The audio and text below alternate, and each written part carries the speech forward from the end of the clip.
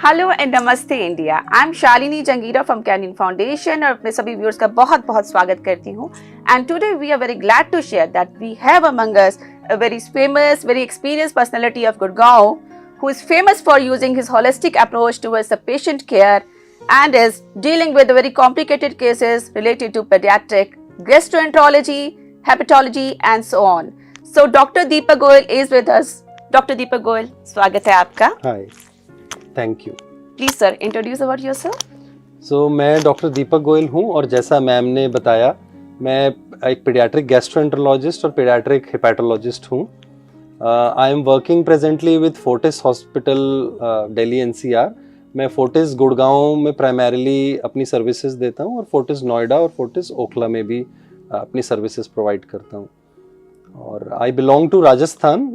मेरा जो बेसिक जो टीचिंग है वो राजस्थान से हुआ था और मैंने अपना MBBS और MD SMS मेडिकल कॉलेज से किया था। Wonderful. और after completing my MD I came to Delhi in 2006 और मैंने यहाँ पे राम मनोहर लोहिया हॉस्पिटल PGIMER में अपना सीनियर रेजिडेंसी किया और उसके बाद मैंने अपना फेलोशिप पीडियाट्रिक गैस्ट्रोएंटरोलॉजी और हेपेटोलॉजी में SGPGI लखनऊ से किया। After that, I worked with some other private hospitals, big private hospitals in Delhi NCR. And currently, I am working in Fortis. Fortis, and I am heading the pediatric gastroenterology and hepatology. Wonderful to know, sir. So, as you have introduced yourself to the pediatric gastroenterologist and the hepatologist, which are very tough terms to know, कि normally जनता को मालूम ही नहीं है कि कोई paediatric gastrologist होता है या एक हेपेटोलॉजिस्ट भी होता है, तो आप बताएंगे कि क्या डिफरेंस है इन दोनों में? It's a very good question and a very pertinent question. Thank you. So हमने सब लोगों ने हमने एडल्ट गैस्ट्रोएंटरोलॉजिस्ट और हेपेटोलॉजिस्ट के बारे में सुना है जी, लेकिन लास्ट फ्यू इयर्स से 10-15 इयर्स से इंडिया में पीडियाट्रिक गैस्ट्रोएंटरोलॉजी और हेपेटोलॉजी की ज़रूरत भी महसूस हुई। वेस्टर्न कंट्रीज़ में तो ऑलरेडी ये ब्रांच काफ़ी सालों से थी, बट इंडिया में लास्ट 10-15 इयर्स से इस के बारे में सोचा गया और इससे रिलेटेड कोर्सेज स्टार्ट किए गए और ट्रेनिंग एप्रोप्रिएट ट्रेनिंग स्टार्ट की। सो SGPGI Lucknow one of the I think आप बोल सकते हैं it's like a temple of paediatric gastroenterology. और इंडिया में जो भी स्टार्ट और आगे उसको बढ़ाने का काम था वो काफ़ी हद तक SGPGI लखनऊ से स्टार्ट हुआ था। सो अब why do we need paediatric gastroenterologist and hepatologist उसका सो पीडियाट्रिक जो एज ग्रुप होती है वो बर्थ से लेके जन्म से लेके 18 साल तक के लिए एप्लीकेबल होती है। 18 साल तक हम मानते हैं कि एक बच्चा है और उसके बाद आप बोलते हैं कि वो एडल्टहुड में एंटर करता है। तो ये एक बहुत इंपॉर्टेंट है और अलग से पीडियाट्रिक गैस्ट्रोएंटरोलॉजिस्ट की इसलिए ज़रूरत है कि जो बच्चों की डिजीजेस है, चाहे आप गैस्ट्रो ले लीजिए या किसी और भी सिस्टम की ले लीजिए, तो जो बच्चों की डिजीजेस है गैस्ट्रो की वो एडल्ट्स के कंपैरिजन में डिफरेंट है जी। कुछ चीज़ें हैं जैसे जेनेटिक डिसऑर्डर्स, मेटाबॉलिक डिसऑर्डर्स और काफ़ी अदर टाइप ऑफ डिसऑर्डर्स, ये बच्चों में काफ़ी कॉमनली देखे जाते हैं, एडल्ट में नहीं देखे जाते। और कुछ जैसे एलर्जिक डिसऑर्डर्स हैं, फूड एलर्जी, वीट एलर्जी, ये भी बच्चों में ज़्यादा देखे जाते हैं। बड़े लोगों में डायबिटीज़, शुगर की तकलीफ, कार्डियक प्रॉब्लम्स और एज रिलेटेड डीजनरेशन, कैंसर्स और अलग वेरियस वैरायटी ऑफ हाइपरटेंशन, ये सारी चीजें जनरली बच्चों को अफेक्ट नहीं करती और बड़ों को ही ज्यादा अफेक्ट करती है। सो पीडियाट्रिक गैस्ट्रोएंटरोलॉजिस्ट का फोकस एक बच्चे पे होता है, उसकी हैंडलिंग और उसका जो अप्रोच करने का तरीका है और जो ट्रेनिंग है, डिजीजेस हैं, ये सारी डिफरेंट होती है। इसीलिए पीडियाट्रिक गैस्ट्रोएंटरोलॉजिस्ट और एडल्ट गैस्ट्रोएंटरोलॉजिस्ट का थोड़ा डोमेन डिफरेंट होता है। That's awesome to know, doctor. My next question is कि since you said कि you are a gastroenterologist और हमें तो पता ही नहीं है बिकॉज नॉर्मली अगर हमारे बच्चों में गैस की प्रॉब्लम होती है, जब बच्चे छोटे होते हैं, बात करें हमारे बच्चों की, तो गैस्ट्रिक प्रॉब्लम होती है तो हम या तो घर से इलाज करते हैं या हम एक पेडियाट्रिक के पास चले गए या फिजिशियन के पास गए। We normally don't know this term कि हमें किसके पास जाना चाहिए और क्यों जाना चाहिए। अगर गैस की प्रॉब्लम है, why not the normal doctor, why do you? So काफ़ी, हाँ, ये again this is a very practical question और हम डेली ये फेस करते हैं अपनी प्रैक्टिस में। सो अगर दो तरह की प्रॉब्लम्स हैं, अगर तो बहुत ही छोटी मोटी एक्यूट प्रॉब्लम है कि बच्चे को 1 या 2 दिन से ही कुछ प्रॉब्लम हुई पेट की, तो then you are justified to visit a paediatrician. लेकिन काफ़ी केसेस में बच्चों को लॉन्ग स्टैंडिंग गैस्ट्रो प्रॉब्लम चलती है, काफ़ी महीनों से, सपोज पेन एब्डोमेन चल रहा है या लॉन्ग स्टैंडिंग कॉन्स्टिपेशन है या कोई भी और रिलेटेड, आप उनका ग्रोथ अच्छे से नहीं हो रही और हाइट और वेट अच्छे से नहीं बढ़ रहा, तो इन प्रॉब्लम्स को हम क्रॉनिक प्रॉब्लम्स बोलते हैं। Okay. So, जब भी पेरेंट्स ये रियलाइज करें कि हमारे बच्चे को क्रॉनिक गैस्ट्रो प्रॉब्लम चल रही है, तो it's always wise to visit और to see a paediatric gastroenterologist rather than adult gastroenterologist. Okay. क्योंकि जैसे मैंने पहले डिस्कस किया, पीडियाट्रिक गैस्ट्रोएंटरोलॉजिस्ट आपकी उनका हैंडलिंग का तरीका और उनकी जो अप्रोच का तरीका, उनका पेशेंस और वो बच्चे के बिहेवियर को ज़्यादा बेटर समझते हैं। जो कि आपकी प्रोफाइल बताती है कि आप पेशेंट्स के साथ बहुत ही ट्रांसपेरेंट है, बहुत ही होलिस्टिक अप्रोच करते हैं, कि बहुत ही पेशेंट्स बहुत खुश रहते हैं आपके साथ, कि आपकी जो केयरिंग है बीइंग अ पेडियाट्रिक, कोशिश करते हैं कि पेशेंट्स खुश रहें। Wonderful wonderful. सो किन वजहों से ये गैस्ट्रिक प्रॉब्लम अराइज होती है बच्चों में? बिकॉज बीइंग एडल्ट्स हमें तो पता है हमारा खाने पीने का तरीका, बच्चों का कैसे क्या रीजन रहता है? सो अब हम पीडियाट्रिक गैस्ट्रो और हेपेटो की बात कर रहे हैं जी। सो गैस्ट्रोएंटरोलॉजी हम सब लोग समझते हैं कि it is related to your food pipe, stomach, small and large intestine, और पेंक्रियाटिक प्रॉब्लम भी इसके अंदर ही आती है। और पीडियाट्रिक हेपेटोलॉजी, हेपेटो जो वर्ड है वो लिवर के लिए होता है। Correct. So paediatric hepatology liver और रिलेटेड प्रॉब्लम्स को डील करती है। हमारे डाइजेस्टिव सिस्टम में मिलाकर, मतलब लिवर और इंटेस्टाइन और ये सारा नेटवर्क मिलाकर ही डाइजेस्टिव सिस्टम बोला जाता है। तो हमेशा इंटेस्टाइनल और गैस्ट्रो और हेपेटिक प्रॉब्लम्स ओवरलैप करती हैं एक दूसरे से और मिलती हैं। ओके। सो पीडियाट्रिक गैस्ट्रो में ज़्यादातर जो हम प्रॉब्लम्स देखते हैं वो लॉन्ग स्टैंडिंग बच्चों को कॉन्स्टिपेशन एक बहुत ही कॉमन प्रॉब्लम है, काफ़ी it's a very common problem in urban kids specifically. तो long standing constipation, diarrhoea, again chronic diarrhoea हम काफ़ी फ्रीक्वेंटली देखते हैं। There are certain diseases like inflammatory bowel disease और अदर इन्फेक्शियस डिजीजेज जो कि ऐसे प्रेजेंट कर सकती है। काफ़ी बच्चे हमारे पास रिफ्लक्स डिजीज के आते हैं जिसमें उनको रिफ्लक्स प्रॉब्लम, वॉमिटिंग प्रॉब्लम्स होती है बहुत लॉन्ग स्टैंडिंग। और pen abdomen, again recurrent pen abdomen is one of the common complaints, जहाँ की बच्चे बहुत टाइम से पेन से सफ़र कर रहे हैं, काफ़ी हफ्तों या काफ़ी महीनों से। तो ज़्यादातर बच्चे, कई बार पेंक्रियाटिक डिसऑर्डर करके भी बच्चे आते हैं, एक्यूट पेंक्रियाटाइटिस और क्रॉनिक पेंक्रियाटाइटिस। सो पीडियाट्रिक गैस्ट्रो में हम ज़्यादातर इन चीज़ों को कवर करते हैं। वीट एलर्जी जिसे हम सीलियाक डिजीज़ कहते हैं, ये भी नॉर्थ इंडिया में बहुत कॉमन है। सो अगेन इस तरह के काफ़ी बच्चे हमारे पास आते हैं वीट एलर्जी के। और पीडियाट्रिक हेपेटोलॉजी की अगर हम बात करें तो पीडियाट्रिक हेपेटोलॉजी में काफ़ी जेनेटिक और मेटाबॉलिक डिजीजेस होती हैं जो बच्चों के लिवर को अफेक्ट करती है। बिलियरी एट्रेजिया हो गया हमारा, कॉलिडोकल सिस्ट है, एलाजिली सिंड्रोम, इस तरह की काफ़ी टर्मिनोलॉजीज हैं इंग्लिश की। बिल्कुल, बिल्कुल। तो वो बच्चों के लिवर को अफेक्ट करती हैं। विल्सन्स डिजीज, ऑटो इम्यून, तो काफ़ी सिग्निफिकेंट नंबर ऑफ पेशेंट्स हमारे पास इनके आते हैं पीडियाट्रिक हेपेटोलॉजी में। Alright, interesting. सो अगेन बात करते हैं आपके लिवर के बारे में, कि लिवर की बात जब हम करते हैं तो हमें अगेन बड़े याद आते हैं, हमें कभी स्ट्राइक नहीं करता कि बच्चों में भी ये डिजीज हो सकती है क्या, राइट?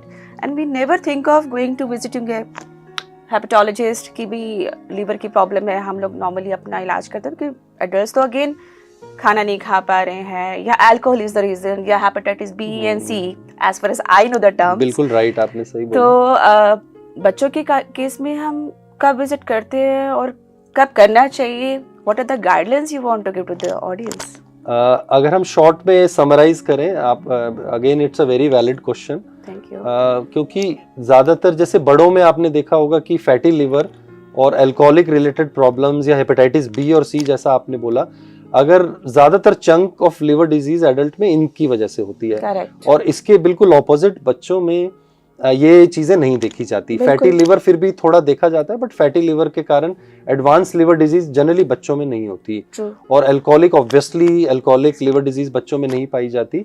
और अगेन हेपेटाइटिस बी और सी भी बहुत ही बच्चों में एडवांस लिवर डिजीज करते हुए बहुत कम पाई जाती है as compared to adults. Very rare, yes. So बच्चों में जो ज्यादातर हम डील करते हैं वो होती है कॉन्जेनाइटल प्रॉब्लम्स। कॉन्जेनाइटल प्रॉब्लम्स होती है कि ड्यूरिंग प्रेगनेंसी या during your formation of your body आपके लिवर में कुछ कॉन्जेनाइटल प्रॉब्लम रह गई, कि कुछ सर्टन एरियाज या कुछ सर्टन एक डक्ट है वो आपकी अच्छे से नहीं बनी।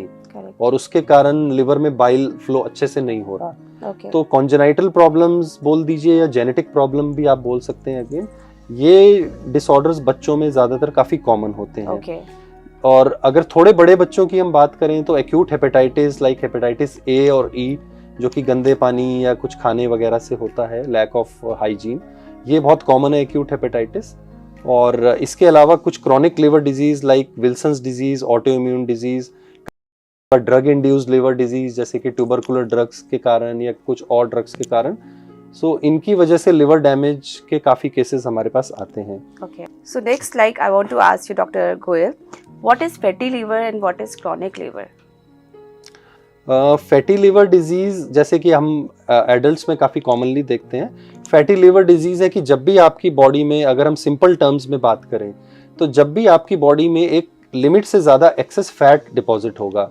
हमारी बॉडी में, सबकी बॉडी में फैट है, लेकिन अगर वो एक नॉर्मल क्वांटिटी तक है तब तक liver is able to tackle that fat. True.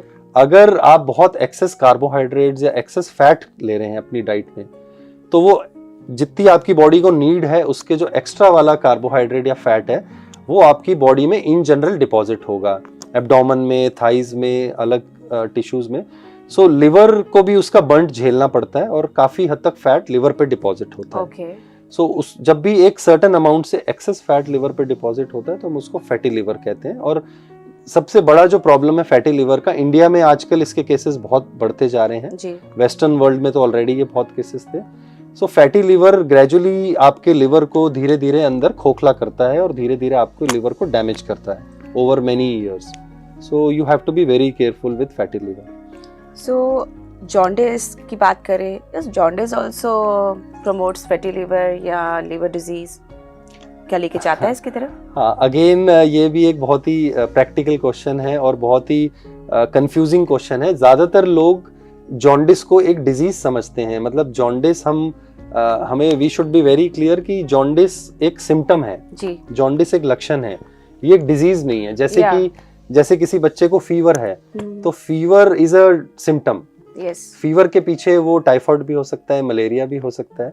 तो जॉन्डिस एक एंड रिजल्ट है। जब भी आपका लिवर एक अमाउंट से ज्यादा डैमेज हो जाएगा Affected होगा. तब आपको जॉन्डिस होगा। Jaundice is not a disease basically. Okay. So fatty liver भी जॉन्डिस कर सकता है लेटर ऑन इन लाइफ। और उसके अलावा जो और डिजीजेस हमने डिस्कस की, Wilson's, auto immune, hepatitis A, B, C, ये भी जब एडवांस फॉर्म ले लेते हैं तो ये सारे जॉन्डिस कर सकते हैं। What are the other symptoms if we talk about कि क्या लक्षण रहते हैं जिनको हमें नोटिस में रखना चाहिए कि ये हमें लीवर डिजीज की तरफ लेके जा रहे हैं and we need to be alarmed? Okay, कभी भी कुछ लिवर डिजीज के कुछ स्पेसिफिक सिम्टम्स होते हैं जो कि जब भी अगर आपको अपने बच्चे में दिखें यू शुड बी अलर्टेड। एक तो मोस्ट इम्पॉर्टेंट है कि जो ज़्यादातर हेपेटाइटिस या अदर लिवर डिजीज है उसमें हल्का फीवर आएगा कुछ दिन के लिए, जो कि बहुत ज़्यादा नहीं होगा, अराउंड 100 डिग्री फ़ारेनहाइट या 99.5 डिग्री फ़ारेनहाइट। और बच्चा जो है भूख कम लगने की, आपको अचानक आप देखेंगे कि जो बच्चा बहुत अच्छे से खाना खा रहा था वो लास्ट 1-2 दिन से या कुछ टाइम से उसका खाना फॉर सम रीज़न कम हो गया है। सो इसको हम एनोरेक्सिया कहते हैं टेक्निकल टर्म्स में। ये एक बहुत ही कॉमन कंप्लेंट है हेपेटाइटिस की। और थर्ड होता है upper abdomen pain.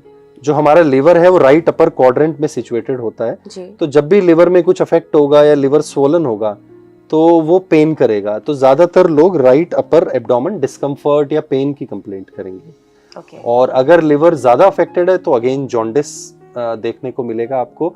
Dark urine होगा बच्चे का, रिलेटिवली काफी डार्क होगा। Yellowness in the eyes, yellowness in the eyes मिलेगी बच्चे को देखने पे। और ईचिंग भी हो सकती है अगर Okay. बहुत ही एडवांस लिवर डिजीज है या बहुत ही ज्यादा जॉन्डिस है तो बच्चे को काफी ईचिंग भी हो सकती है। Okay. तो ये साइंस अगर कभी भी बच्चे को आते हैं तो आप अलर्ट रहिए कि there is something going on You with need to be corrected. Okay.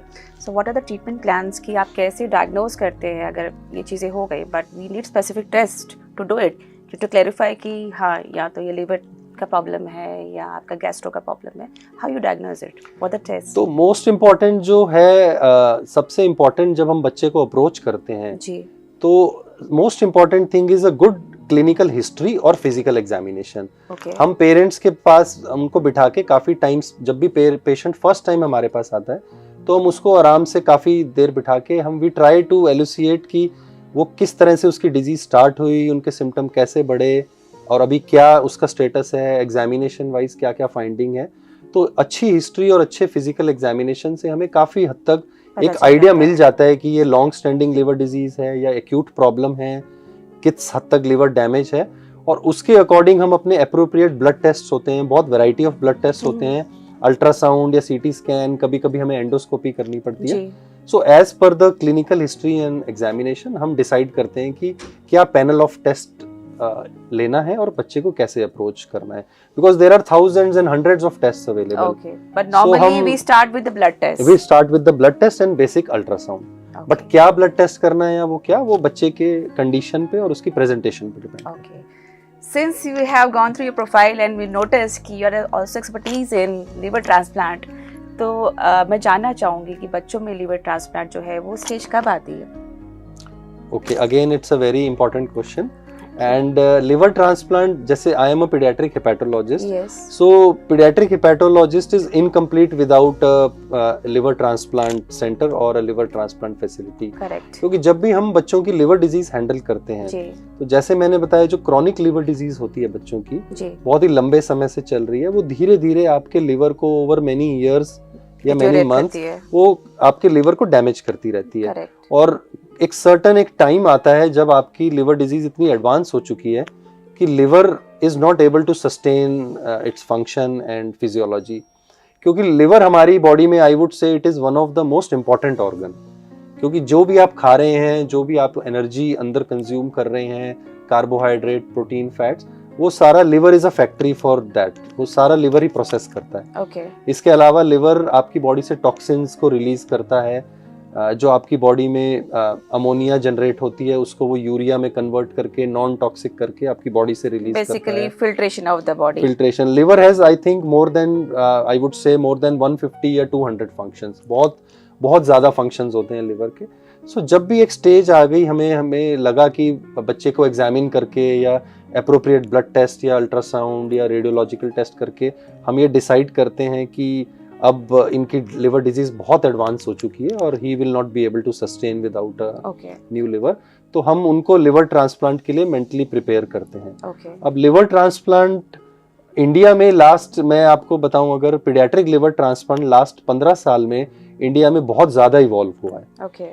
जैसे इंडिया ने और चीजों में प्रोग्रेस की है, so paediatric liver transplantation has really progressed in last 15 years. Interesting. और आजकल बहुत हमारे सेंटर्स भी हो गए हैं, बहुत एक्सपर्टीज भी आ गई है और बहुत सारी फैसिलिटीज भी हो गई हैं हमारे हॉस्पिटल्स में, जिसमें हम इस प्रोसेस को स्मूथ एक ट्रांजिशन करते हैं। लेके जा रहे क्योंकि it's a complex process, financially, psychologically और फिजिकली बहुत आपको एनर्जी की Obviously. जरूरत होती है। सो आजकल we have all the facilities to for the parents to ease out this process. और लिवर ट्रांसप्लांट सर्जरी के रिजल्ट्स भी आजकल बहुत ज़्यादा, हमारे सेंटर की अगर मैं बात करूं, फोर्टिस हॉस्पिटल्स, तो हमारे पीडियाट्रिक लिवर ट्रांसप्लांट और एडल्ट लिवर ट्रांसप्लांट के अगर आप रिजल्ट्स देखेंगे तो you can compare it with any country in the world. मतलब आप चाहे किसी वेस्टर्न कंट्री से कंपेयर करें या किसी, so the success rate is more than 95%। That was my next question to you. And okay, again सब लोग ये वरीड होते Obviously, हैं सभी parents जानना की चाहते हैं इस कि चीज क्या को तो। सक्सेस रेट है और क्या चांसेस हैं कि जी। हम दें। सो आजकल जो सर्जरी है वो बहुत ज़्यादा एडवांस हो गई है। Okay. जो डोनर लिवर देते हैं, ज़्यादातर जो हमारा इंडिया में लिवर ट्रांसप्लांट प्रोग्राम है वो लिविंग रिलेटेड है।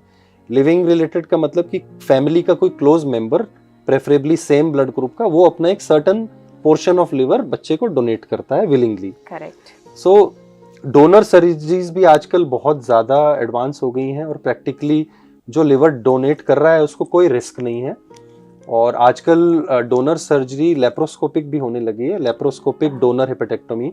Great. और इंडिया में बहुत ही कम सेंटर्स हैं, आई वुड से, जो लेप्रोस्कोपिक डोनर हेपेटेक्टोमी करते हैं। और हमारा centre is one of the Pioneer centres Okay. जो कि डोनर की लेप्रोस्कोपिक हेपेटेक्टोमी करता Very है। nice. और सेम अगर हम देखें रेसिपिएंट की सर्जरी, जो बच्चे की सर्जरी है, वो भी आजकल हमारे जो रिजल्ट्स हैं मोर देन 95% हैं और कॉम्प्लिकेशन रेट्स भी बहुत ही कम है। कुछ मेडिसिन होती हैं, इम्यूनोसप्रेसिव मेडिसिन, जो हमें जी। बच्चों को देनी होती है। इनिशियली 3 मेडिसिन देते हैं, but gradually over the time हम उनको कम कर करते देते जाते हैं हैं। और काफी मिनिमल मेडिसिन पे ले आते हैं बच्चों को। I think you have briefed everything, and doctor, as we are sitting live and viewers are watching us, तो आप क्या गाइडलाइंस, क्या मैसेज देना चाहते हैं जनता को कि कैसे एक लीवर को हेल्दी रखा जाए, कैसे गैस्ट्रिक प्रॉब्लम से बचा जाए कि ये प्रॉब्लम्स कम से कम हो, ताकि ट्रांसप्लांट कम से कम हो और इंडिया फिट रहे? Okay, so again a very practical question. इसमें अगर हम जैसे गैस्ट्रो डिजीजेस की बात करें, तो अगर हमारा जो बेसिक है वो है कि फूड और हाइजीन, अगर हम हाइजीन लेवल अपना अच्छा रखें, जैसे कि आजकल पोस्ट कोरोना सब लोग अलर्ट रहते हैं और बहुत ज़्यादा हाइजीन का लेवल इंडिया में बहुत हाई हो गया है। सो जो ज़्यादातर गैस्ट्रो प्रॉब्लम्स होती हैं वो इन्फेक्शन से रिलेटेड होती हैं। तो अगर अपना आप खाना अच्छे से कुक कर रहे हैं, स्टराइल तरीके से उसको कुक कर रहे हैं, जो खाना बना रहा है वो अपने हाथ धो के खाना बना रहा है, खाना कंज्यूम करते वक्त हमारे हैंड्स वॉश्ड हैं, और हमारा आसपास का एरिया जो एनवायरनमेंट अगर क्लीन है, तो काफ़ी हद तक हम अपनी गैस्ट्रो प्रॉब्लम्स को अवॉइड कर सकते हैं। लिवर प्रॉब्लम्स में जैसे बड़े लोगों से हम बोलते हैं कि अल्कोहल का इंटेक अवॉइड करें, जो one of the most important culprit is alcohol. और कुछ सर्टन टॉक्सिन ड्रग्स होती हैं, जो मेडिसिन आप जिसके बारे में श्योर नहीं है, कि कोई ऐसी मेडिसिन जिसका लेबल नहीं है या श्योरिटी नहीं है, सर्टन ऑफ लेबल मेडिसिन हैं, तो उनको खाते वक्त अपनी बॉडी में आप ध्यान रखें कि कहीं उनके अंदर कुछ टॉक्सिन्स या कुछ ऐसा चीज़ तो नहीं है जो आपके लिवर को डैमेज कर रहे हैं। सेम बच्चों के लिए भी ये चीज़ का ख्याल रखें कि बच्चों को आप जो भी कुछ खिला रहे हैं, वेदर इट्स मेडिसिन और कुछ भी और चीज़ है, हर्बल मेडिसिन या कुछ, तो make sure that you trust the source and आप उसको ब्लाइंडली नहीं दे रहे हैं। और अच्छी डाइट रखें, बैलेंस डाइट रखें, कार्बोहाइड्रेट्स और फैट्स का इंटेक थोड़ा सा कंट्रोल रखें, again to avoid fatty liver. और कोशिश करें physical activities, again one of the most important factor, आप कोशिश करके 30 to 40 minutes per day exercise करें। फिजिकल एक्टिविटी रखने से आपका लिवर काफ़ी हद तक प्रोटेक्टेड रहता है। बिल्कुल सही। सो व्यूअर्स, आपने देखा doctor has shared such a wonderful information कि obesity is the main cause behind the liver disease. You need to leave the sedentary lifestyle and stay healthy, stay fit. अच्छा खाएं, बैलेंस्ड रहे, एक्सरसाइज करिए. Again I'm saying stay healthy, stay fit. Thank you.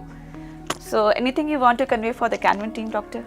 So I have been seeing Canvin Foundation for last 2 years. It's a Gurgaon based NGO, और मैं काफ़ी time से observe कर रहा हूँ कि they have been doing a very good job. Specifically in Covid times आपने काफ़ी पेशेंट्स की और पब्लिक की बहुत मदद करी है। Thank you. And you guys are doing a good job and keep it up. Thank you so much doctor